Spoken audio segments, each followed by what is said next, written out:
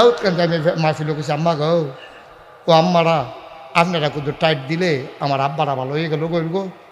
তো তারা ধর বুঝে না কি টাইট, তাই আমি আবার বুঝাইয়া কইছি, আমি তো ডাক্তার হিসাবে খারাপ না ভালো তো। তখন আমি আবার বুঝাই কইছি আম্মা আপনি একটা কাম করবেন, আজ যখন আব্বাই বাইর যাইব আপনি গেলে এই জিগাইবেন নামাজ পড়ছেনি, তো নামাজ পড়লে এক লোক হইতে থাকবেন। আর যদি দেখে যে নামাজ পড়ছে না কবেন বারান্দায় গিয়ে হইতে আল্লাহ দেখবেন জাকাত সুজ হইয়া যাইব। আমি তো এই কথা কইয়া ওয়াজ করে আইয়া পড়ছি শান্তি না, কখনো আইসি ফিসে দিয়া ফোন আইছে, হুজুর কি আগুন লাগাই দিয়া গেলেন। আমি ওই কি আগুন, আপনি যে কিতা কইছে তখন তো ঘরে ঘরে সব নামাজও খেয়ে লইছে। আমি ওই কিতা এটা কেমনে কি দেখলি, কহিদর মাহফিল শেষ করে যাইতে আসি, দেখি যে চাচা আর চাচিয়ে তর্কাতর্কি করতে আছে। চাচিয়ে ঢুকছে পরে চাচারে জিগাইছে নামাজ পড়ছেন নি, কয় না। বিড়ি টানতে টানতে ঢুকছে তো শীতের ভিতরে ওয়াজ শুনছে, তো যে বিড়ি কি তো উক্কা লইয়া গেছে না যে ডেটো বেশিতে, তো বিড়ি টানতে টানতে গিয়ে ঘরে ঢুকছে।